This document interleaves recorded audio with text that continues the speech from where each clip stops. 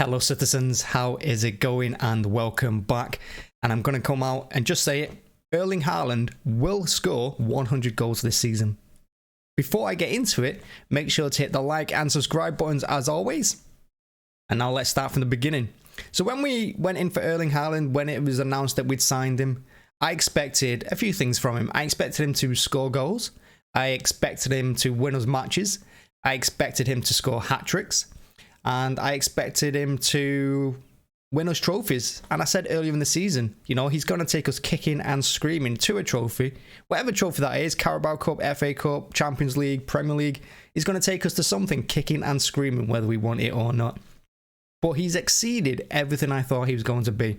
Now, of course, I knew he was quality. Of course, I'd seen all his highlights leading up to his signature and his first game for us. Of course, I've seen it all. And, you know, I read all the rival fans and all the media outlets saying that he's not going to be this thing, he's going to flop, and, you know, you got other players that are clear of him. But he's exceeded absolutely everything so far, and he's impressed me so much. Like, and not just his goal scoring as well. But if we go to his goal scoring, let's think about it. He scored 10 goals in the Premier League. The next one after him is on 6, that's Mitrovic. So he scored them 10 goals on average in every 13 touches. Every 13 touches. And if you remember back to the Bournemouth game when people were saying he'd only had 8 touches, he was a flop, he was failing, you know, he was worse than Lukaku. He may have only had 8 touches, but his influence on that game was massive. He had he set up the first goal, a nice, you know, he held up the defender, and falling backwards, he set up Gundogan with a nice through ball. And he would have scored in that game if Foden had passed him the ball. Not the only time he would have scored, he would have had another goal if Walker had crossed him the ball. So yeah, he could have had even more goals by now. He could have been on 14, 15 goals. And that's just in the Premier League. But he's absolutely incredible. And of course, he's the fastest player to reach 25 goals in the Champions League. He's done it in 20 games. And like I said, he's doing this in every 13 touches on average. He's scoring goals. And the reason he's doing that is because he just thinks goals. He does nothing but think goals. He wants to be in the box because all his Premier League goals have been inside the box. I think all his Champions League goals for us have been in the box as well. That's all he cares about. He just wants to bang them in. And you can see it on his face when someone doesn't pass him the ball when he's in that 6-yard box or when he's on the penalty spot. He goes absolutely mad. And I love that about him. He doesn't care how good these other players are around him. He doesn't care how long they've been in the club. He doesn't care who his captain is. If they're not giving him the ball, he's going to let you know that you're not doing a good job. And I love that. And the thing about the touches as well, when rival fans go on, and I see it all the time on Twitter and stuff, saying, oh, he only touches the ball 10 times, he's only touched it 5 times. Yeah, God forbid he touches that ball more than that, because I did a tweet after the Bournemouth game when he only had 8 touches, and I said, you're worried about him now and you're laughing at him having 8 touches. Wait till he has 30 touches in a game, because he'll score a hat-trick, he'll score 4, he'll score 5. And we've seen that against Nottingham Forest. We've seen it against Crystal Palace as well. Even when he's like not in the game, even when you think they're doing a good job on him, all he needs is a moment. All he needs is a yard. And again, Dortmund last night, you know, we played pretty poor in the first half. I thought you know, I said in the match reaction, we were lethargic. We weren't doing anything. You know, we weren't even providing with the ball, and he only had a few touches in that game. Then all of a sudden, at the end, comes alive, scores a goal.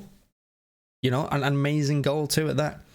You know, he can score with his left, right, and he can hit the ball. So he's got all this kid, you know. He's a phenomenal player, and like I said, he's exceeded everything I thought he was going to be. And I'm happy about that. I'm really impressed with him, I've got to say. You know, and his use of his strength is incredible. His pace, how fast is he? I mean, go back to the Sevilla game away last week. There's a moment when he had the ball, he was brought down halfway inside the City half, and then the ball was played long to Foden. By the time Foden touched the ball, Haaland was in front of him in the box. He was incredible. You know, he's just got that drive and that determination.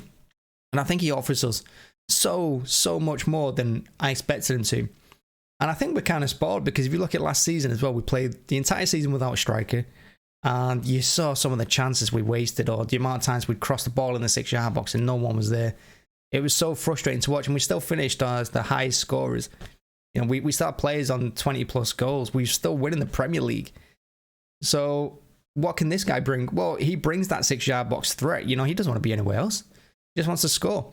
And as soon as we start playing, you know, with that mindset that we just need to put the ball in the box, get in the ball early, you know, get to the byline, whip it across like we were doing all last season, we're going to win games for fun. And yeah, this guy, honestly. And the reason that, you know, people are saying he's going to score 100 goals is because at this current rate that he's on, he will score 102 goals in the Premier League. He will score 102 goals if he plays every game. Because at the moment, he's played every game for us, but he's been taken off pretty much every game. I think there's only the Aston Villa game he's played the full 90. Other games he's come off after like 70, 80 minutes, and rightly so, because you don't want to waste him. But if he hadn't come off against Forest, if he hadn't come off against Palace, he might have had more goals as well. Again, you know, he might have had 4 or 5 in them games. So, you know, the only limit Haaland's got at the moment is the team itself. Not him, because he'll do what he's asked of him.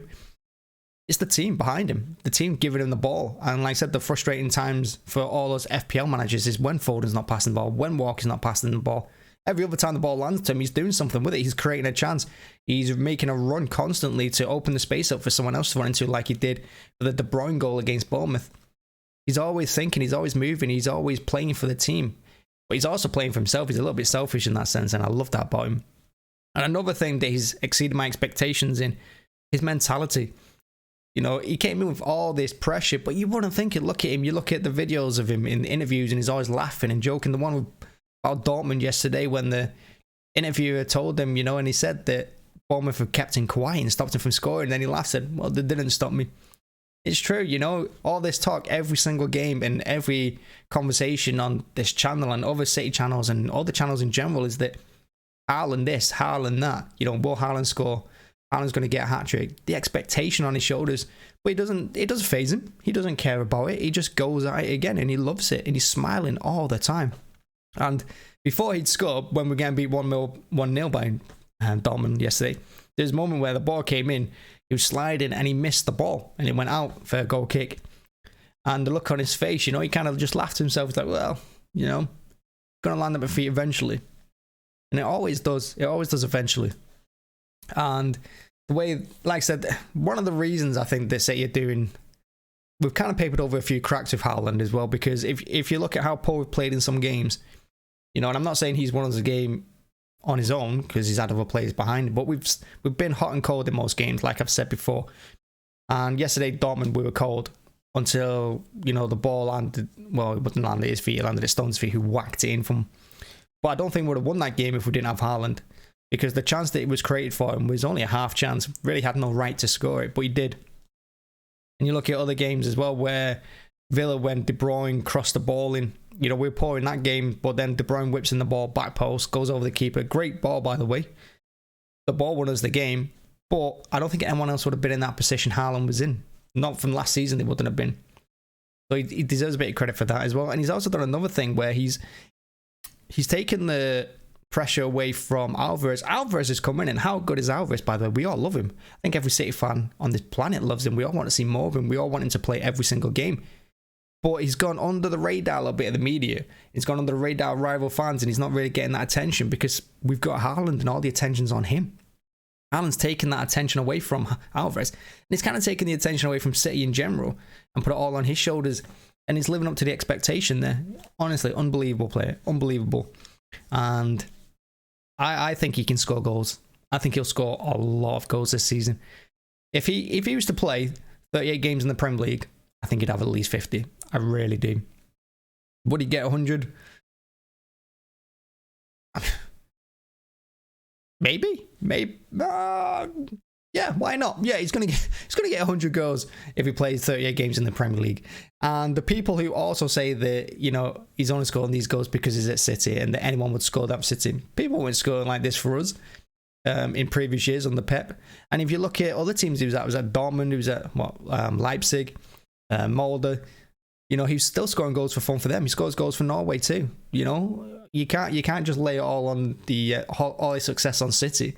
He only scored a couple of goals for us in the Champions League so far. All of his other goals have come for other teams. So, you know, it's not about us. It's about him. It's about the player. And you can see Pep's happy with him. The players are happy with him. He's settled in really well in Manchester. By the looks of it as well, he's always having a laugh. And of course, he's got that connection here with his dad as well. So he loves the club and he loves the area. And you saw his dad yesterday trying to recreate his kick in the in the box, which I really enjoyed. But yeah, Haaland exceeded everything that I thought he was going to be. He really has. And you know, I don't know how many videos on this channel are going to have him on the thumbnail, but it's going to be a lot. And here's another one. But yeah, let me know how many goals you think Haaland will score. Let me know if he will be I think it's Salah's record for, what is it, 32 goals, 34 goals in a Premier League season, 38 game season. Let me know if he's going to do it. And if he does get 100 goals this season, he might break Shearer's in 3 seasons of 260, but we'll have to see for that. But yeah, let me know how he's exceeded your expectations so far. Let me know what you think. And yeah, hit that like and subscribe button. And yeah, as always, thank you for joining. Thanks for watching. See you again. Bye-bye.